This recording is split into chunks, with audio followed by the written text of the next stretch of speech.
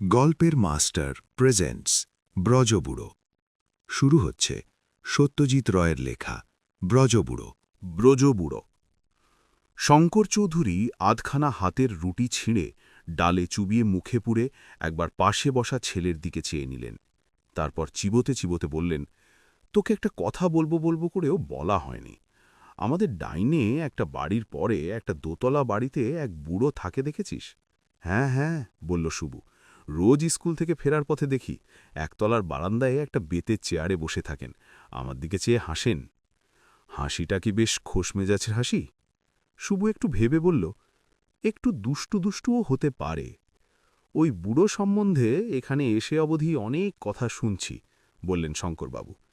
উনি নাকি তন্ত্রতন্ত্র জানেন, তুকতাক করে যাদের পছন্দ নয় তাদের অনিষ্ট করতে পারেন। মোট কথা উনি ডাকলেও ওর কাছে যাসটাস যাস না। শুভুর ভাল নাম সুবীর, বয়স 12। 3 মাস হল সুবীরেরা কলকাতা থেকে এই শহরে এসেছে। এখানকারই এক কলেজে শঙ্কর চৌধুরী ইংরেজির প্রফেসরের চাকরি পেয়েছেন। সুবীর কলকাতার স্কুল ছেড়ে এখানে সেন্ট টমাসে ভর্তি হয়েছে। সবাই বলে এই জায়গাটা স্বাস্থ্যকর। শীতকালে যে বেশ শীত পড়ে সেটা এই নভেম্বরের গোড়াতেই সকাল সন্ধ্যায় টের পাওয়া যাচ্ছে। সুবীরের মার জায়গাটা খুব পছন্দ, বলেন এখানকার বাতাসই আলাদা, প্রাণ ভরে নিঃশ্বাস নেওয়া যায়। এই কমাসেই স্কুলে সুবীরের 2-1 বন্ধু হয়েছে, তার মধ্যে দিব্যেন্দুকেই ওর সবচেয়ে ভালো লাগে। শুভু দিবু ক্লাসের পাশাপাশি বসে, দুজনেই পড়াশোনায় ভালো, খেলাধুলোয় দুজনেরই খুব উৎসাহ। দিবু একদিন কথায় কথায় সুবীরকে বলল, ব্রজবুড়ো তো তোদের একটা বাড়ি পরেই থাকে। ব্রজবুড়ো? সুবীর অবাক হয়ে জিজ্ঞেস করল, সে আবার কে? দেখিসনি, মাথায় টাক, ফর্সা রং, দাড়ি গোপ কামানো, গলাবন্ধ কোট আর ধুতি পরে বারান্দায় বসে থাকে। সুবীর বলল, ওকে বুঝি লোকে ব্রজবুড়ো বলে? ওকে তো রোজ দেখি। সাবধান, বলল দিব্যেন্দু, ওকে চটাসনি, ও হাসলে তুইও হাসিস। তা তো হাসি। তাহলে ঠিক আছে, ও যদি তোর ওপর খেপে যায় তাহলে ওর বাড়িতে বসেই স্রেফ মন্ত্র পড়ে তোর সর্বনাশ করে ছাড়বে। বাবাও আমাকে সাবধান করে দিয়েছেন, বলল সুবীর। একদিন পঞ্চাকে ডেকে একটা ঘুড়ি দিয়েছিল, কোথায় পেল কে জানে, খুব রহস্যজনক ব্যাপার। ওর পুরো নাম কি? তা জানি না। এর কিছুদিন পরে সুবীরদের প্রতিবেশী অনুকূল সাহা সন্ধ্যায় সুবীরের বাবার সঙ্গে আলাপ করতে এলেন। আগে আসেননি কখনো, এই প্রথম। বয়সে সুবীরের বাবার চেয়ে অন্তত 10 বছরের বড়। বসবার ঘরে সোফার একপাশে বসে বললেন, ডিস্টার্ব করলুম না তো? না, বললেন শঙ্করবাবু। আমিও ভাবছিলাম একদিন আপনার ওখানে ঢু মারব। আপনি এলাহাবাদ ব্যাংকে আছেন না? আগে হ্যাঁ। আমি সংসার করিনি, এখানে আমার বাড়িতে আমি একা। কলকাতায় এক ভাই আছে, লোহলকড়ের ব্যবসা করে। আপিস থেকে ফিরে পাড়ার কারুর না কারুর বাড়িতে গিয়ে গল্পসল্প করি, অবশ্যই একজন বাদে। কে? ব্রজকিশোর বাড়ুজ্জে, নাম শুনেছেন? যাকে ব্রজবুড়ো বলে, আমাদের বাড়ির একটা বাড়ি পরে থাকে। আগে হ্যাঁ। ভদ্রলোকে তো অনেক গোলমাল শুনেছি। বিস্তর। বুড়ো এখানে আসে বছর 15 আগে। আমি তখনও আসিনি, কিন্তু বুড়োর দক্ষিণের লাগোয়া বাড়ির নরেশ মল্লিক ছিলেন। তিনি 30 বছর হলো এখানে আছেন। সদানন্দ রোডে গয়নার দোকান আছে। তিনি বলেন, সুটকেস হুন্ডল ছাড়াও বুড়োর সঙ্গে নাকি একটা সবুজ রঙের বাক্স ছিল। সে এক আলিশান ব্যাপার। সঙ্গে একজন লোকও ছিল, সে পরের দিন চলে যায়। ওই সবুজ বাক্সের কথা এখন শহরের সকলেই জানে। আমাদের তো বিশ্বাসও ওতেই বুড়োর তন্ত্রমন্ত্রের সব সরঞ্জাম রয়েছে। উনি আসার আগে নাকি বাড়িটা খালিই পড়ে থাকত। তন্ত্রের ব্যাপারটা কি সত্যি বলে মনে হয়? আমি বলতে পারবো না, তবে নরেশবাবুর কাছেই শুনেছি বুড়োর দোতলার ঘর থেকে মাঝরাত্রিরে নানা রকম সব শব্দ শুনেছেন। করতালের আওয়াজ, ডুগি পেটানোর আওয়াজ, বিড়বিড় করে বলা সব মন্ত্র, মাঝে মাঝে হাসির শব্দ। এটা বিশ্বাস না করলে উপায় নেই, কারণ বলছি বুড়োর উত্তরের বাড়িতে যিনি থাকেন, ভদ্রলোকের নাম বোধহয় জানেন। বাড়ির দরজায় কাঠের ফলকে দেখেছি N.K. মজুমদার। হ্যাঁ, নিশিকান্ত মজুমদার, ইন্স্যুরেন্স অফিসে চাকরি করেন। ইনিও মাঝরাত্রিরে ওই সব শোনেন। এমনকি একদিন জানলায় একটা বিভৎস মুখ দেখেন। মজুমদার মশাই সোজা গিয়ে বুড়োকে বলেন যে এইভাবে প্রতিবেশীর শান্তি ভঙ্গ করলে তিনি পুলিশে খবর দেবেন। এটা বিকেলবেলা, বুড়ো তখন বারান্দায় বসে। শাসানোর ফল কি হলো? সেই তো বলছি, গোলমাল তো বন্ধ হলই না, মাঝখান থেকে নিশিকান্তবাবু ব্যারাম বাঁধিয়ে বসলেন। হাই ফিভার 106 ডিগ্রি অবধি উঠেছিল। ডাক্তার বললেন ভাইরাস ইনফেকশন। 7 দিনে জ্বর ছাড়ল। নিশিকান্তবাবু দৃঢ় বিশ্বাস বুড়ো তুক করেছিলেন। নীলৎপলবাবুর একটা ছেলে আছে, বছর 15 বয়স, নাম রতন। আমাদের বাড়ির কাছেই কাগমারার মোড়েটা থাকে। বুড়ো নাকি ওর সঙ্গে ভাব করার জন্য খুবই ব্যর্থ, হাসি মুখ করে হাতছানি দিয়ে ডাকে। রতন ওর ব্যাপার জানে, তাই কোনো আমল দেয় না। সুবীরকে তার বাবা বারণ করেছেন, কিন্তু দিব্যেন্দুকে কেউ বারণ করেনি। দিব্যেন্দুর বাবা এসব তন্ত্রমন্ত্র তুকতাক বিশ্বাস করেন না। বলেন, একটা নিরীহ বুড়োকে উদ্দেশ্য করে মিথ্যে গালমন্দ করা হচ্ছে। ওকে দেখলেই বোঝা যায় ওর মধ্যে কোনো গণ্ডগোল নেই। দিব্যেন্দু যদিও শুভুকে বুড়ো সম্বন্ধে সাবধান করে দিয়েছিল, কিন্তু বাপের কাছ থেকে যে একটা বেপরোয়া ভাব পেয়েছে সেটা যাবে কোথায়। সে একদিন সুবীরকে বলল, আজ তোর সঙ্গে ফিরব, তোর বাড়িও যাওয়া হবে, আর বুড়ো কি করে তাও দেখা যাবে। শুভু ভুরু কুচকে বলল, কিন্তু তুই নিজেই তো সেদিন বললি বুড়োর কাছ থেকে দূরে থাকতে।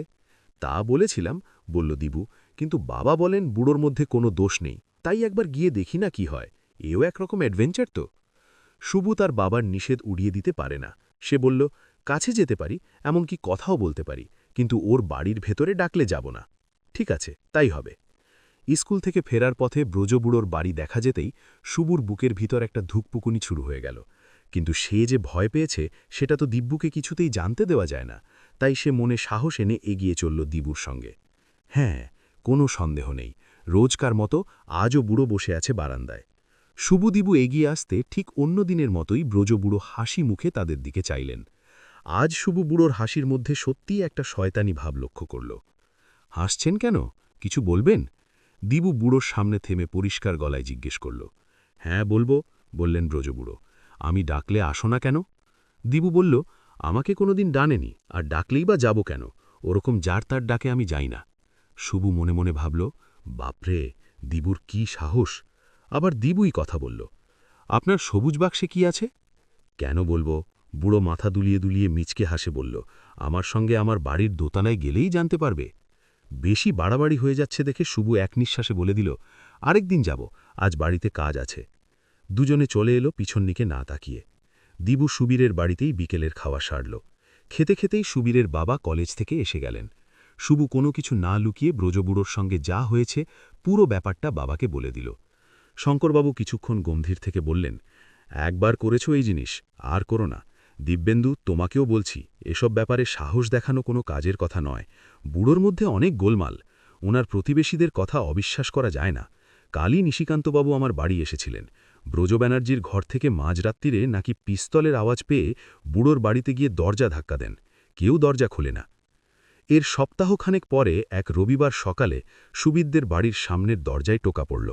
শঙ্করবাবু খবরের কাগজ পড়ছিলেন, ছেলেকে বললেন, দেখ তো কে এলো। শুভু দরজা খুলে দেখে খয়েরি স্যুট পরা একজন বেশ ভালো দেখতে ভদ্রলোক, বয়স ৩০-এর খুব বেশি। তার পিছনে রাস্তায় একটা ট্যাক্সি দাঁড়িয়ে, এটাও শুভুর চোখে পড়েছে। ব্রজকিশোর ব্যানার্জির বাড়িটা কোথায় বলতে পারেন? ভদ্রলোক প্রশ্ন করলেন সুবীর বাবাকে। ৭৪ নম্বর, সেটা জানি, কিন্তু এখানে তো দেখছি কোনো বাড়িতেই নম্বর লেখা নেই। শঙ্করবাবু দাঁড়িয়ে উঠে হাত দিয়ে দেখিয়ে বললেন, এই দিকে, আমার বাড়ির পরের বাড়িটা। থ্যাঙ্কস। ভদ্রলোক যাবার জন্য ঘুরেছিলেন, কিন্তু শঙ্করবাবুর একটা প্রশ্নে থেমে গেলেন। আপনি কি ওর আত্মীয়? হ্যাঁ, আমি ওর ভাইপো, ছোট ভাইয়ের ছেলে, আসি। ভদ্রলোক চলে গেলেন। শঙ্করবাবু আবার সোফায় বসে বললেন, হাইলি ইন্টারেস্টিং। আমার ধারণা ছিল ব্রজবুড়োর ৩ কুলে কেউ নেই। বিকেলে সুবীরেরা চা খাচ্ছে, এমন সময় দরজায় আবার টোকা পড়ল। শুভু দরজা খুলে দেখে আবার সেই সকালের ভদ্রলোক। একটু আসতে পারি কি? শঙ্করবাবু উঠে এসে বললেন, হ্যাঁ হ্যাঁ, নিশ্চয়ই, আসুন আসুন। ভদ্রলোক ঘরে ঢুকে এলেন। বসুন, চা খাবেন? নো থ্যাঙ্কস, এইমাত্র খেয়ে আসছি। ব্রজবাবুকে কেমন দেখলেন? সেইটা নিয়েই একটু কথা বলতে এলাম, বললেন অমিতাভ ব্যানার্জি। আগে আমার পরিচয়টা দিই, আমার নাম অমিতাভ ব্যানার্জি। আমার পেশা হচ্ছে মনের ব্যারামের চিকিৎসা করা, সাইকিয়াট্রি। কলেজে পড়ার সময় থেকেই শখটা হয়েছিল, বাবা রাজি হয়ে গেলেন। আমি বিলেতে গিয়ে পাশ করে ওখানে ৩ বছর প্র্যাকটিস করছিলাম। কিছুদিন হলো কলকাতায় এসেছি। বাবার কাছ থেকেই জ্যাঠার কথাটা শুনেছিলাম। বাবা লখনৌতে ওকালতি করতেন। আমার জন্ম, পড়াশোনা সবই ওখানে। আমি ব্রজ জ্যাঠাকে কোনোদিন দেখিনি। যখন কলকাতায় গিয়েছি ততদিনে ব্রজ জ্যাঠা এখানে তোমাদের এখানে চলে এসেছেন। এটা শুনেছিলাম যে কলকাতায় থাকতে ব্রজ জ্যাঠা চুপচাপ বাড়িতে বসে থাকতেন, কারুর সঙ্গে মিশতেন না। ডাক্তার দেখে বলেছিলেন শরীরে কোনো ব্যারাম নেই। যে বাড়িতে রয়েছেন সেটা কার? ওটা আমার ঠাকুরদা তৈরি করেছিলেন। উনি ব্যবসা করতেন, অনেক পয়সা করেছিলেন। মারা যাবার আগে ৩ ছেলেকে উইল করে টাকা সমান ভাগে ভাগ করে দিয়ে যান। কাজেই ব্রজ জ্যাঠার টাকার অভাব নেই। উনি কি তন্ত্রতন্ত্র চর্চা করেছেন নাকি? কি যে করেছেন তা কেউ সঠিক বলতে পারবে না। আমরা লখনৌতে থাকতাম, মেজো জ্যাঠার কাজ ছিল ব্যাঙ্গালোরে। ব্রজ জ্যাঠা কলকাতাতেই থাকতেন, তবে গোটা 3টে চাকর ছাড়া দেখবার আর কেউ ছিল না। তন্ত্রের ব্যাপার জানি না, তবে ওনার যে মানসিক ব্যারাম রয়েছে তাতে অন্তত আমার কোনো সন্দেহ নেই। কথা হচ্ছে কি ব্যারাম, সেটা এখনো ধরতে পারেননি? ধরব কি করে, ওনার সঙ্গে তো কথাই বলছেন না। তবে আমার একটা প্রস্তাব আছে। কি? ওর চাকর বলছিল উনি নাকি ছোটদের উপর কখনো রাগ করেন না, তাই ভাবছিলাম যদি আপনার ছেলেকে একবার সঙ্গে করে নিয়ে যেতে পারি তাহলে হয়তো উনি মুখ খুলবেন। শুভু বলল, ওনার একটা সবুজ বাক্স আছে কি? অমিতাভ ব্যানার্জি চোখ বড় বড় করে বললেন, বাক্স মানে কি? সে তো এক বিশাল ট্রাঙ্ক। আমি ওনাকে জিজ্ঞেস করেছিলাম ওতে কি আছে, উনি কোনো জবাবই দিলেন না। শঙ্করবাবু বললেন, ঠিক আছে, আমার ছেলে যাবে, কিন্তু তার সঙ্গে তার বাবাও যাবে। নিশ্চয়ই, সে তো খুব ভালো কথা, আমি কিছুটা জোর পাব। 5 মিনিটের মধ্যে 3 জনে বেরিয়ে পড়ল। ব্রজবুড়োর বাড়ির দরজায় ধাক্কা দিতেই একটা বুড়ো চাকর এসে দরজা খুলে দিল। বাবু বাবু কোথায়? জিজ্ঞেস করলেন অমিতাভবাবু। দোতলায় শোবার ঘরে, বলল চাকর। আজ বাইরে বসবেন না? আগে আপনি আসার পর থেকেই উনি কেমন যেন হয়ে গেছেন। আজ বিকেলে চাও খেলেন না। ঠিক আছে, আমরা ওর সঙ্গে একটু দেখা করব। আসুন মিস্টার চৌধুরী। 3 জনে দোতলায় গিয়ে হাজির হল। ডান দিকে একটা দরজা, সেটাই ব্রজবুড়োর শোবার ঘর। ডাক্তার ব্যানার্জির পিছন পিছন শঙ্করবাবু আর শুভুও ঘরে ঢুকল। ব্রজবুড়ো বালিশে পিঠ দিয়ে খাটে আধ শোয়া।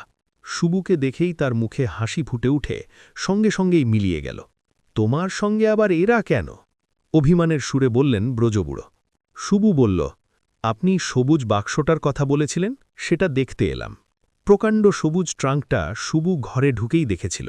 খাটের উল্টো দিকে দেয়ালের সামনে রাখা হয়েছে। বোঝাই যায় আদ্যিকালের ট্রাঙ্ক। নিশ্চয়ই দেখাব, বললেন ব্রজবুড়ো, কিন্তু এখন না, এরা ঘর থেকে বেরোলে দেখাব। ডাক্তার ব্যানার্জি শঙ্করবাবুকে বললেন, চলুন মিস্টার চৌধুরী, আমরা পাশের ঘরে যাই। 2 জন বেরিয়ে যেতে বুড়োর মুখে আবার হাসি ফুটল। শুভুর বুকের ভিতর আবার ধুকপুকুনি। ব্রজবুড়ো খাট থেকে নেমে ট্যাগ থেকে একটা চাবি বার করে ট্রাঙ্কটা খুলে ডালাটা উপরে তুলে দিলেন। দেখো, এ কি? এ যে খেলনায় ভর্তি। রেলগাড়ি, বন্দুক, রাক্ষসের মুখোশ, বিল্ডিং ব্লকস, মেকানো, লুডো, লটো, করতাল বাজানো সং, খেলার ড্রাম, খেলার গ্রামোফোন, তাছাড়া আরও কত খেলা, যেসব শুভু কোনোদিন চোখেই দেখেনি। নাম শোনা তো দূরের কথা। এগুলো কার? শুভু ঢোক গিলে জিজ্ঞেস করল। ব্রজবুড়ো 2 হাত মাথার উপর তুলে তুড়ি বাজিয়ে দুলিয়ে গান করছিলেন, আমি রামখেল তিলক সিং, তাই নাচি তিড়িং তিড়িং। এবার গান বন্ধ করে নিজের বুকে চাপড় মেরে চেঁচিয়ে উঠলেন, আমার। শুভু বুঝল, এই খেলনার বন্দুকের আওয়াজ শুনেই পাশের বাড়ির লোক ভেবেছে পিস্তল, ওই মুখোশ পরে বুড়ো জানলায় দাঁড়াতেই ভেবেছে রাক্ষস, আর এই সব খেলনার নানারকম আওয়াজ শুনেই ভেবেছে বুড়ো তুকতাক করছে। শুভু বলল, বাবার ডাক্তারবাবুকে ডাকি, ওরা যদি আমার খেলনা নিয়ে নেয়? বুড়ো কর্কশ গলায় চেঁচিয়ে উঠল, মোটেই নেবে না, ওরা খুব ভালো লোক, আপনার কোনো অনিষ্ট করবে না। তবে ডাকো। 2 জনে এলেন। ট্রাঙ্কের ডালা এখনও খোলা। অমিতাভ ব্যানার্জি ভিতরের জিনিসগুলো দেখে চাপা গলায় বললেন, সব ব্রিটিশ আমলের বিলেতি খেলনা, ওর নিজের ছেলেবেলার জিনিস। এর জুড়ি আজকাল আর এদেশে পাওয়া যাবে না। তারপর ব্রজে বুড়োর দিকে চেয়ে বললেন, আপনি বসুন জ্যাঠা, বসুন, আমরা আপনার ভালো করতেই এসেছি। যে ভালো রয়েছে তাকে আবার ভালো করবে কি? কড়া সুরে জিজ্ঞেস করলেন ব্রজবুড়ো। ঠিক বলেছেন, বললেন ডাক্তার ব্যানার্জি, আমি ভুল বলেছিলাম। আপনার কোনো চিন্তা নেই, আমি কালকেই চলে যাব। যাবে বই কি, নিশ্চয়ই যাবে। অমিতাভ ব্যানার্জির সঙ্গে সুর আর শঙ্করবাবু নিচে নেমে এলেন। এও একরকম মনের ব্যারাম, জানেন তো, বললেন ডাক্তার ব্যানার্জি। শরীরে বার্ধক্যের পুরো ছাপ, কিন্তু মন সেই বালক অবস্থার পরে আর বাড়েনি। বড়দের তাই সহ্য করতে পারেন না, নিজের বয়সের সাথী খোঁজেন, অথচ কোনো ছেলে ওর কাছে যাবে না। কি করুণ অবস্থা ভেবে দেখুন তো। আপনি সত্যিই কাল চলে যাবেন? শঙ্করবাবু জিজ্ঞেস করলেন। হ্যাঁ, আমি গেলে উনি ভালো থাকবেন। তাছাড়া এই ব্যারামের চিকিৎসা বলে তো কিছু নেই। শঙ্করবাবু ছেলের পিঠে হাত রেখে বললেন, তুই মাঝে মাঝে ব্রজবুড়োকে সঙ্গ দিস, তোর বন্ধুদেরও বলিস। শুভুরা অমিতাভ বাবুর কাছ থেকে বিদায় নিয়ে বাড়ি ফেরার উদ্যোগ করল। দোতলার ঘর থেকে তখন করতালের সঙ্গে সঙ্গে শোনা যাচ্ছে, বাদুড় বলে ওরে ও ভাই সজারু, আজকে রাতে দেখবি একটা মজারু, আজকে রাতে চামচিকে আর পেচারা।